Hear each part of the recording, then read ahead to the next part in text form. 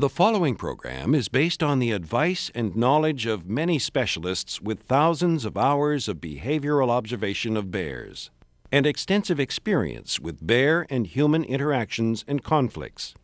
We cannot ensure the advice in this program will prevent you from being harmed by a bear, but the content may help you reduce your risks.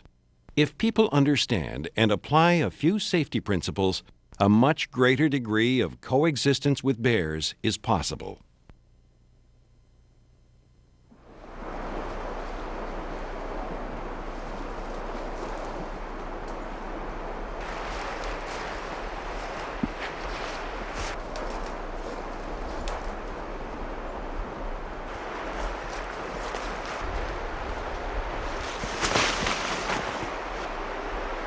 Don't wait until you're face to face with a bear to think about how you're going to react, or what you could have done to avoid the encounter.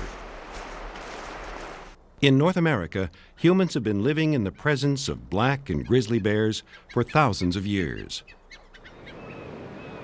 Most people perceive bears as fierce and frightening, or cute and cuddly. The truth is somewhere in between. Bears are fascinating animals, generally peaceful, but can be dangerous and deserve respect. Bears are powerful carnivores, certainly capable of injuring or killing people. What is remarkable is these tragic events happen so rarely. Bears are well equipped to do each other serious harm, but they have evolved ways to minimize the chance of physical injury. Most interactions between bears involve considerable tolerance and restraint. They usually display the same tolerance towards people. Most bears avoid people without the person even knowing it was there. Each year, countless interactions occur between people and bears without harm. A meeting, a mutual departure, no attacks, no injury, no news. But on rare occasions, a meeting between a bear and a person results in human injury or death. Each year, on average, 3 people are killed in bear attacks in North America. More are seriously injured. Sometimes it's necessary to destroy bears in defense of life and property. But each year, hundreds of bears are also shot needlessly. More people are living, working, and traveling in bear country. And in some parts of North America, bear populations are also on the increase, resulting in more interactions between people and bears. Most people don't know how to avoid bear encounters and don't have a very clear idea about what to do when they meet one. Do you?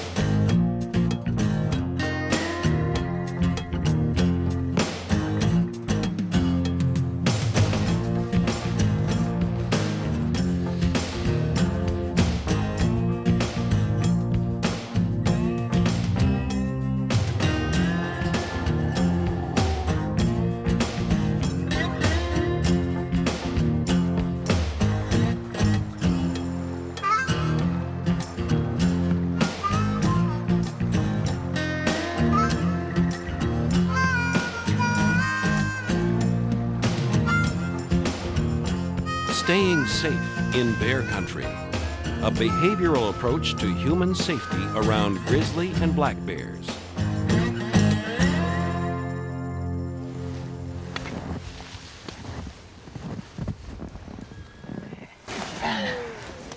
All right. Biologist John Hechtel has over 25 years of hands-on experience with both black and grizzly bears. John uses his understanding of bears to educate people on issues regarding bear and human conflicts, human safety, and bear conservation.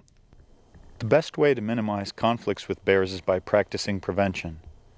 Though bears are forgiving of almost all human behavior, by following some simple rules, You can reduce your chances of encountering a bear and, just as important, of attracting one.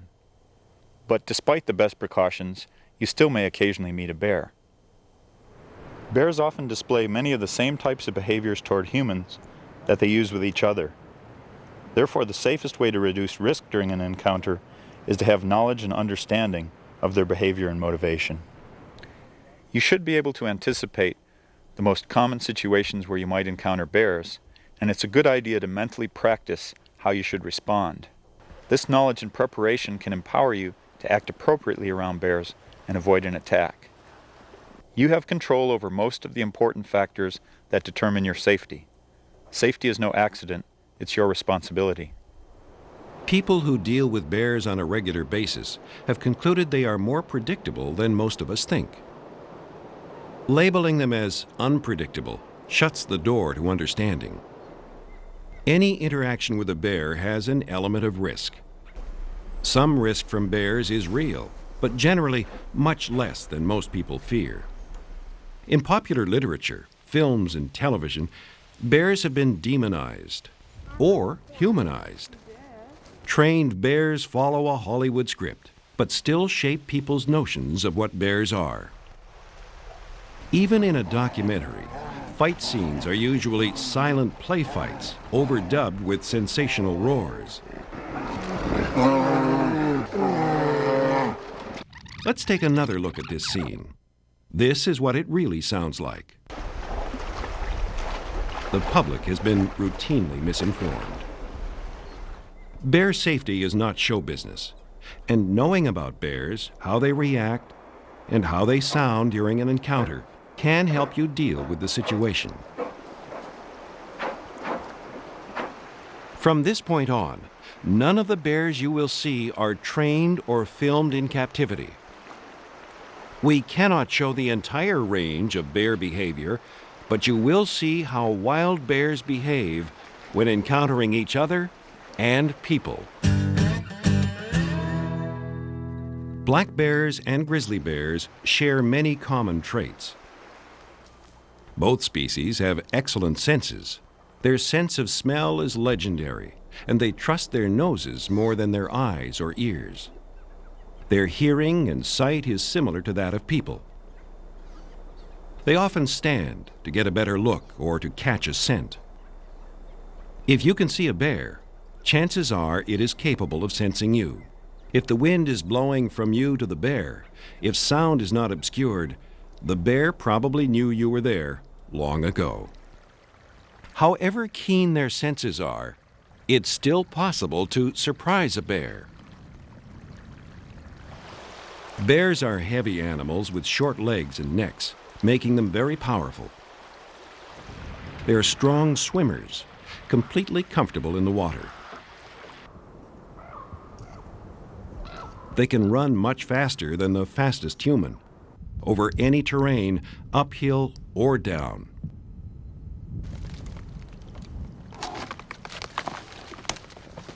Black bears are much better at climbing trees than grizzly bears, but many grizzly bears, like this adult female, can also climb trees. All bears are inquisitive, intelligent animals with varied dispositions. Mothers care for and protect their young. The early years are intensely social. Young bears are constantly learning. Play hones survival skills and prepares them for interactions with other bears.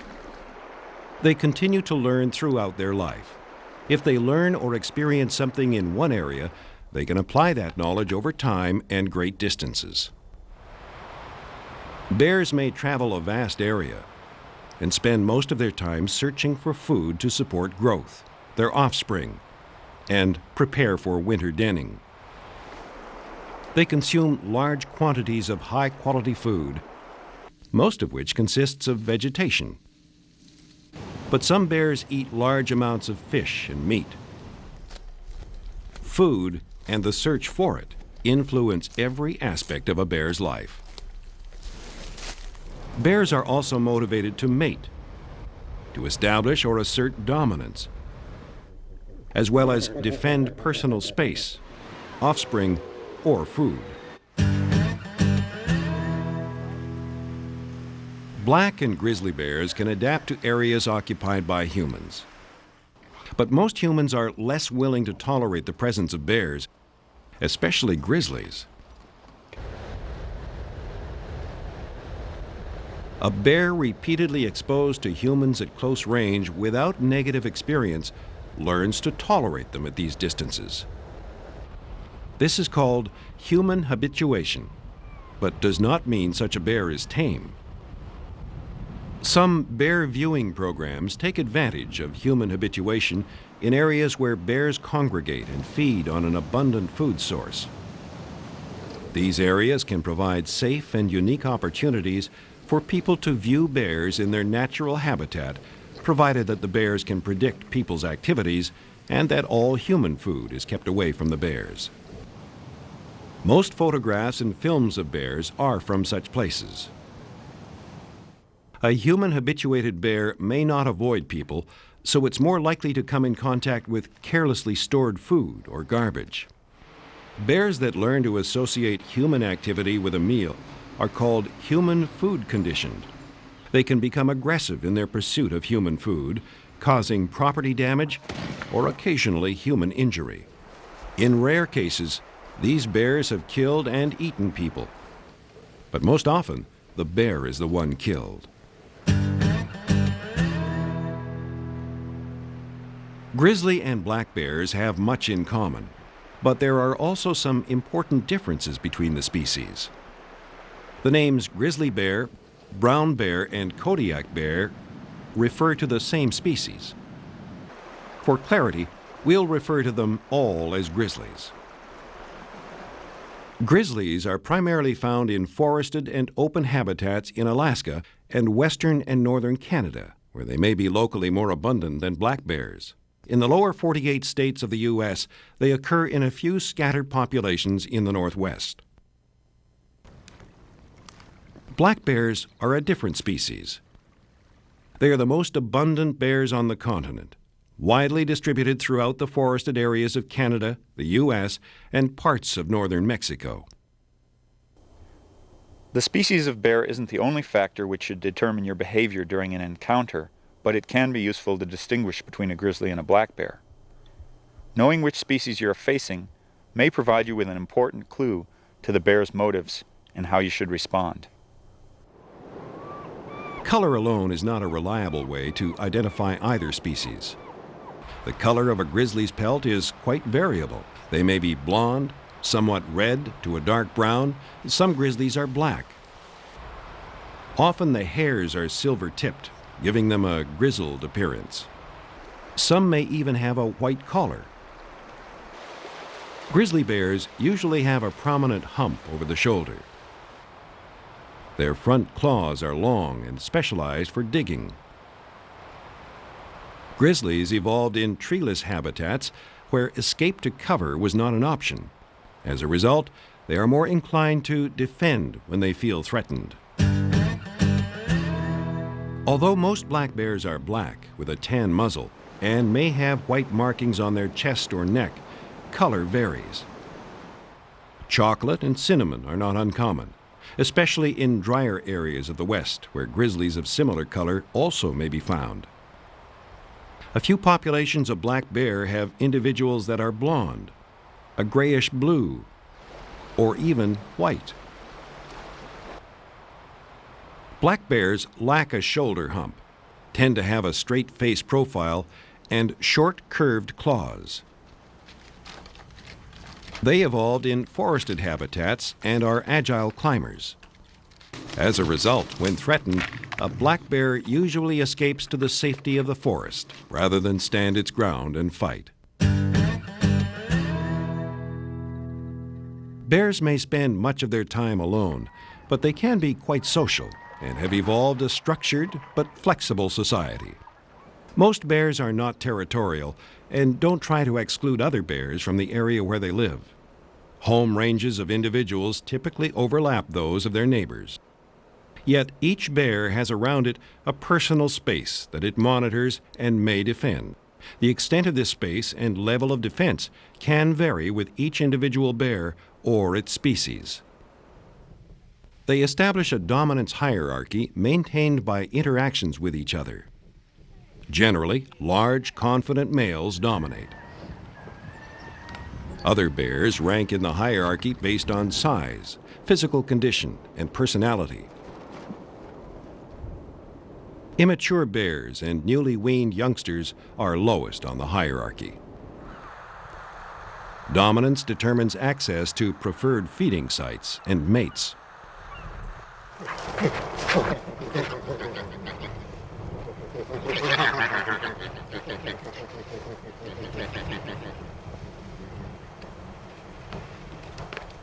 There is much to be learned by watching bears interact, especially how they resolve conflict. These are lessons relevant to human safety. Bears do fight, but ritualized displays, avoidance, and restraint characterize most interactions between bears. Dominance and submission are communicated through body language.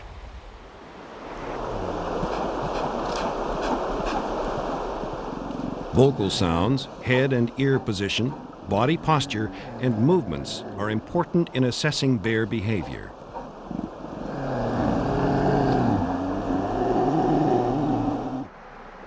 Bears signal different levels of discomfort or stress. Some stress signals are subtle, such as a pause in activity,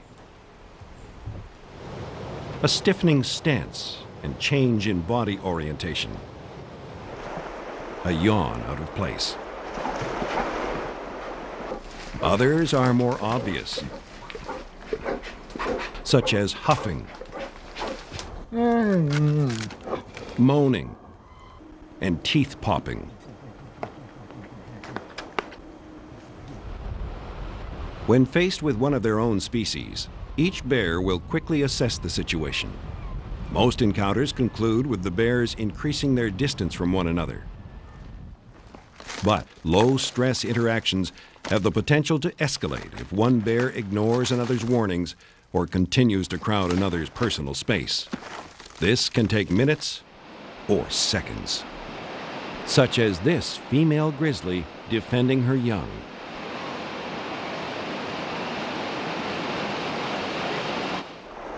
High-stress aggressive displays include salivating, rapid huffing, roaring, and open-mouth jawing, paw swatting, guttural sounds, or a charge, which may or may not stop short of contact. Whatever the level of stress, each bear normally reacts to minimize its chance of injury. The better you understand and are able to recognize these behaviors and the motivation behind them, the better your chance of lowering your risk during an encounter. Except in some remote areas, most bears have had some previous experience with people. Whatever a bear has learned from these experiences will influence its behavior during the next encounter. While it's always safest to prevent encounters, there are many situations in which bears and humans interact. The most common situation is when a bear avoids you or remains undetected without you knowing it was there.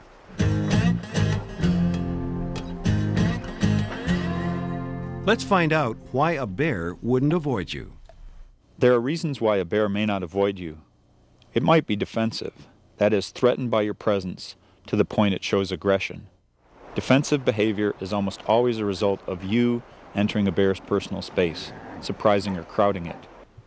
Occasionally, an unaware bear approaches you and is surprised. A defensive bear perceives you as a threat to itself or its cubs, or it may be protecting its food. It will most likely appear agitated or stressed. The signs of stress vary with the level of a bear's agitation. These may range from low stress to high-level aggression, such as a charge. A common example of defensive behavior is a sudden encounter with a female grizzly and cubs. The closer you are to a bear when it becomes aware of you, the more likely it is to react in a defensive manner. You also have less time to react. It's okay, bear. Though most defensive interactions with bears stop short of contact, they do sometimes result in attacks. Defensive attacks almost always involve grizzly bears surprised at close range, on a carcass, or protecting their young. Defensive attacks by black bears are very rare, and the few recorded cases have been females defending cubs.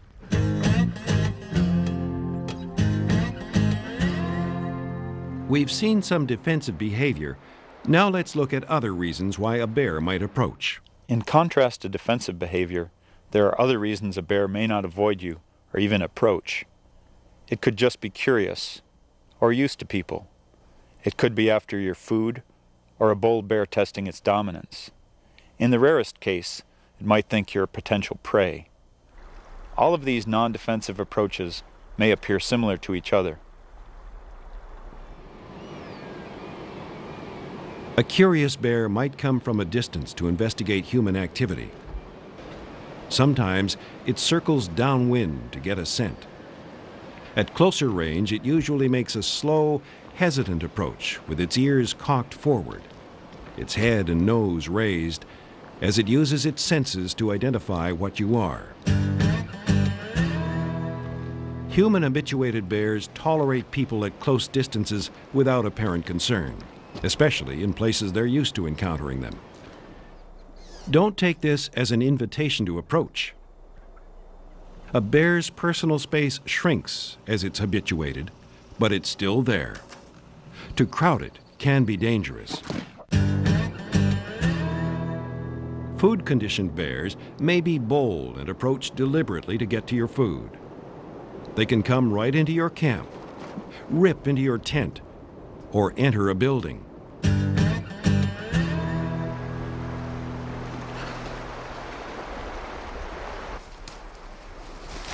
Sometimes a bear may boldly approach you attempting to assert dominance.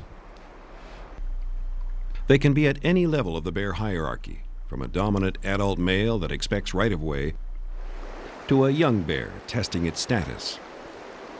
They may walk deliberately toward you with apparent confidence, indirectly in a zigzag fashion, or circling, paying little attention to you, but occasionally glancing as they advance.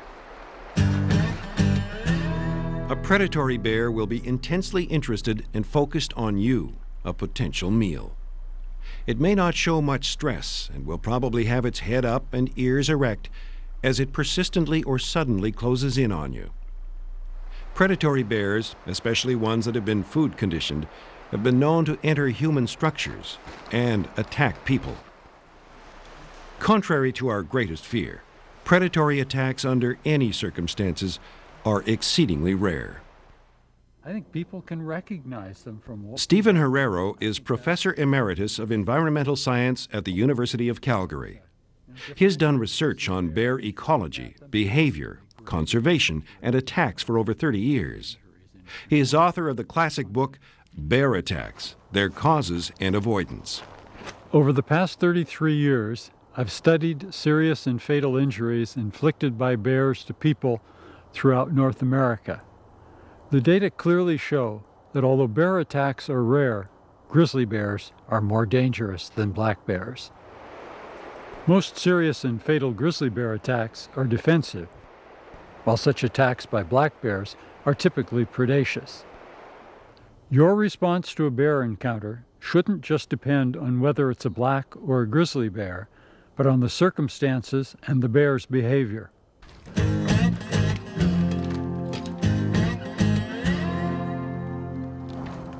We've seen the different types of behaviors a bear may display during an encounter. Now let's find out how to respond to them.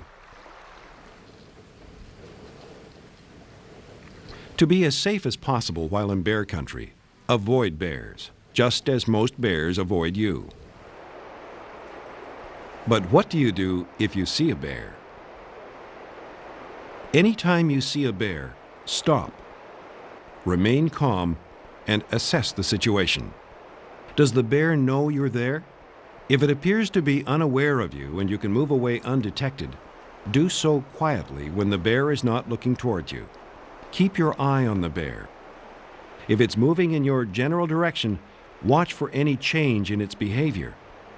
Make a wide detour or leave the area the way you came. Be most careful not to crowd or surprise bears, especially grizzly bears. For instance, shouting at a grizzly bear that is unaware of you may provoke an attack. What do you do if the bear becomes aware of you? If you cannot leave without the bear becoming aware of you, calmly and in a non-threatening way from as far away as possible, identify yourself as human. Talk to the bear in a low, respectful voice. Hey, bear. And wave your arms slowly. Whoa, bear. Increase your distance.